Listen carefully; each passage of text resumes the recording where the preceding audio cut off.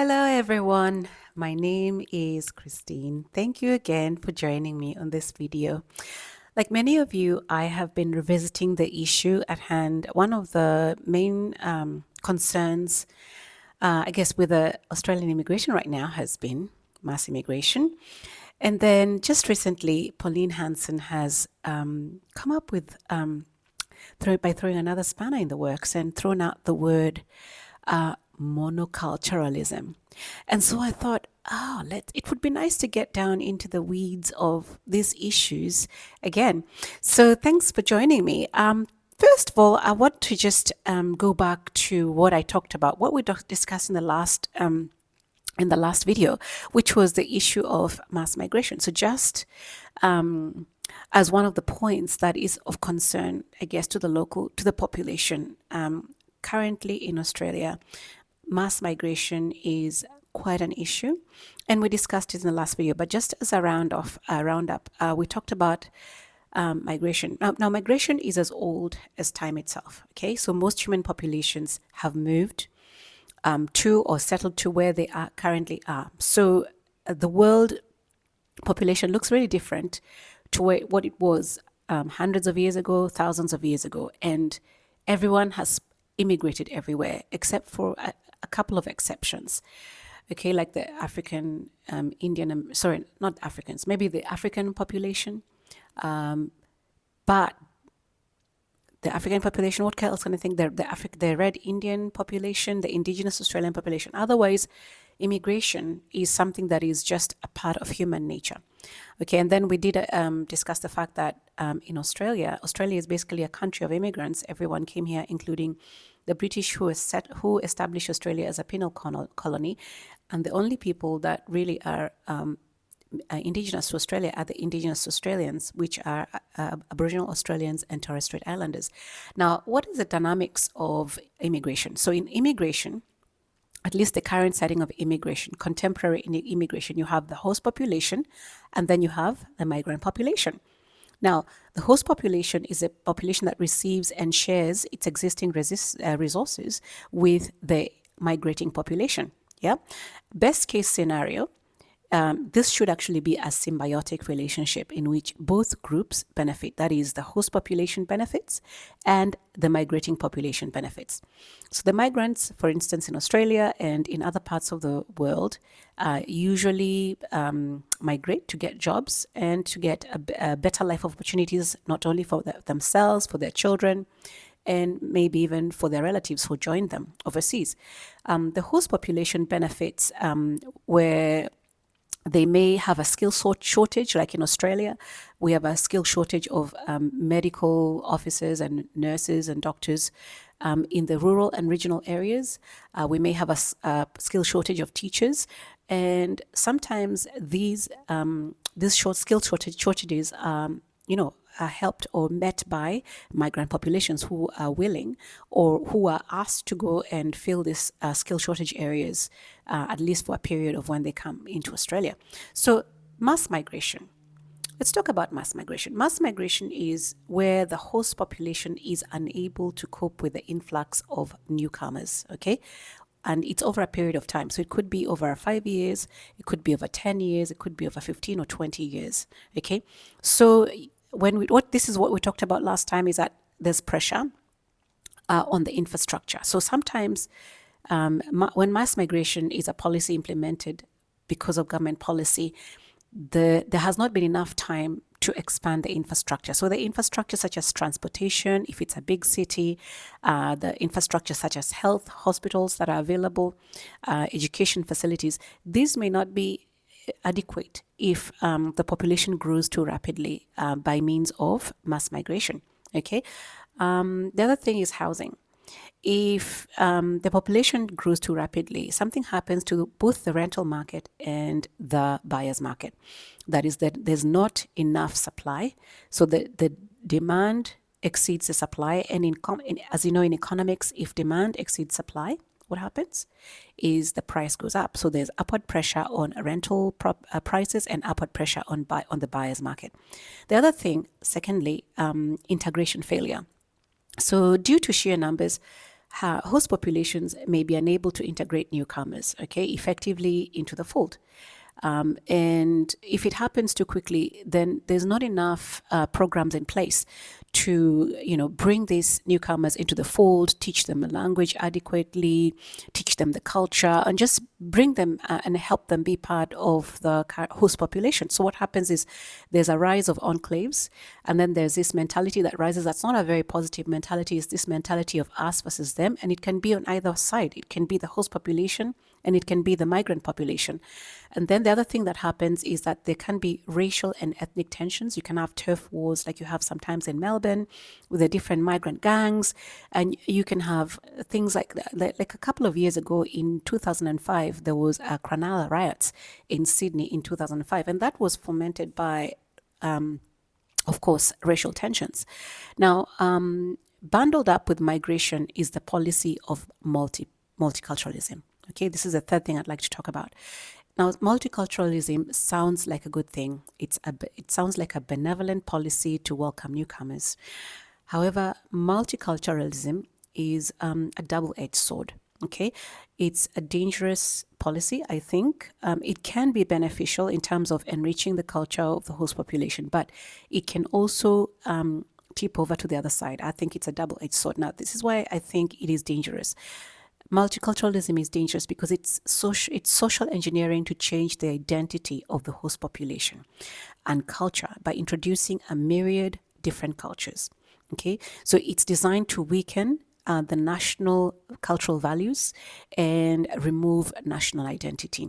So the other thing that multiculturalism triggers is that it triggers the loss of national identity, resulting in a loss of social cohesion.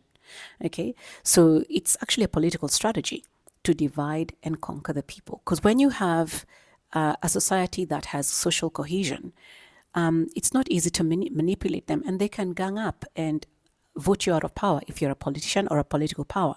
But if you have introduced many, many pieces into that culture and they're not cohesive, then it's easy to manipulate them. It's easy to break it apart, and whatever threat that is facing you as a politician, if for instance you'd like power, then it cannot be sustained, because you need unity in order for the people to band together and but change governance. Now listen, just along with this, I'll go to the fourth point, which is political strategy, like importing a voting class. This is something else that mass migration does. So as we were discussing before, if there's a failure of politicians to garner enough support for their policies from the electorate that's within the host population, they usually devise a plan. And this is usually a long-term plan. It's not a short-term strategy, okay? And that strategy is to import a voting class via immigration or mass immigration. You think this is a stretch? It's not a stretch. All you have to do is cast your eyes in the USA.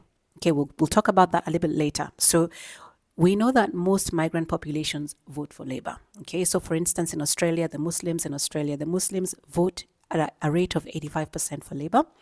The Indian population vote at a rate of 85%. So 86% and 85% for the Indian migrant population. So though these populations are socially conservative, which Labour we know is not socially conservative, they still view Labour and the Greens favorably due to their, open borders, mass immigration policies. Labour is viewed as more inclusive and more considerate of migrant needs. So, in my opinion, the left is not benevolent as such. I think that it uses migrants to consolidate political power. And as the left consolidates its power base within the migrants as a solid Labour base or consistent bloc, it denies the host population the ability to swing vote, to change government when dissatisfied. This is something I mentioned last time. So the strategy of importing a voting bloc, as I said earlier, is not anything new. The Democrats have employed this strategy successfully, and case in point is California has a lot of what you might term undocumented or illegal migrants. Now, in the case of Australia, you have to be a citizen to vote. So we don't have that case happening.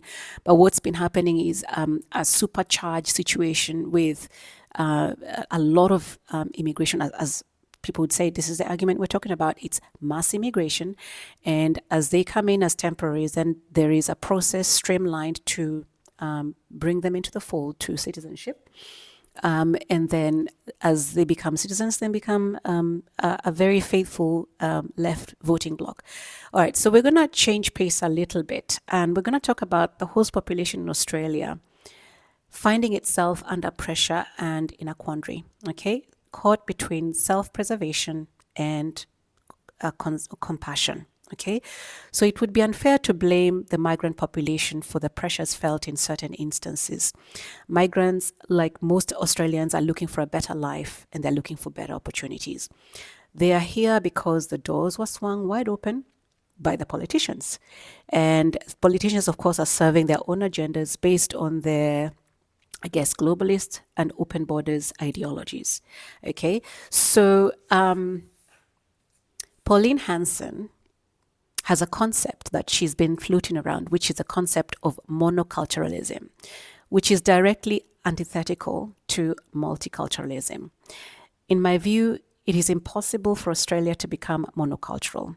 It is too far gone. The cat is out of the bag, and it would trigger a crisis of unimaginable proportions to eject legal migrants who've been in this country, some for years, some for decades.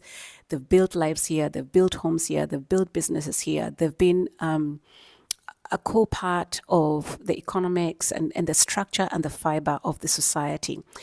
However, what I hope that Ms. Hanson means is that monoculturalism is reprioritizing and rebuilding Australia's society based on the foundation of the original host culture and original host population. That is the culture, identity, and the life that attracted immigrants to come here in the first place. So Australia's identity, culture, and success were hard fought for and built on the blood, sweat, and tears of current generations and many past generations of both the host families or host society, as well as the immigrants of past days, of yesteryear, and immigrants of today. Okay, so it is a culture steeped in mateship, larrikinism, giving everyone a fair go, and egalitarianism. So basically, Aussies don't like people who lord it over them. So I've learned that in a few years of being here. So migrant cultures that want to take over, stamp out, or even replace the host culture, cultural and identity with their own, this should not be tolerated. And that's one of the things that is being opposed by those that support Ms. Hanson. So I wanted to talk about the pressures that are experienced by both the host population and the migrant population. These are real. And some in our society may be tempted to act, negatively, okay? Before I go there, so let's talk about monoculture. So monoculture may work best when incoming migrant cultures work within the context of the host culture, okay? Whereby the host population acts as an umbrella or a blanket covering all the other cultures. So it is the overarching culture, okay? On the contrary, multiculturalism may seek to elevate incoming cultures to be on par with or even possibly overshadow or overtake the existing host culture. So it is an attempt to erase the host culture and replace its traditions and values with incoming or new cultures, okay?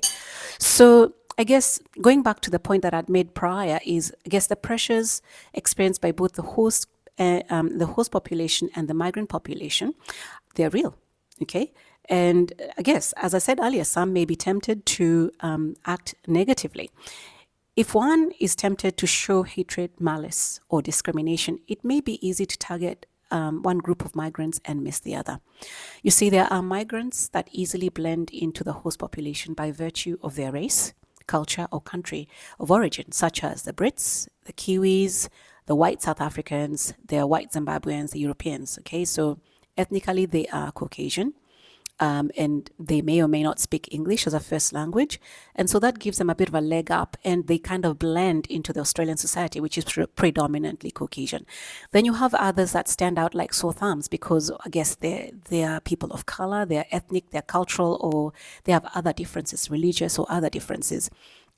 As I conclude, I think that Hanson's proposal to retrace our steps back to Australia's original culture is in keeping with the right conviction. So the right side of politics, it's their conviction and drive to conserve and preserve the traditions and values that have made Australia a great country.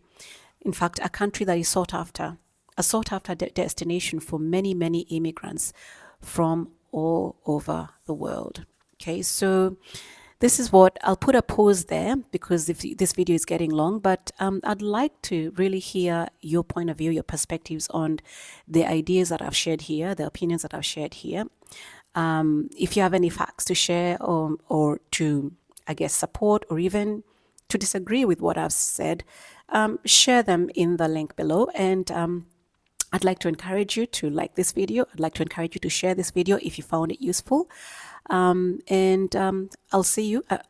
Also, please subscribe to this channel. Last but not least, please comment and join me in the next one. Thank you for your company. Bye-bye.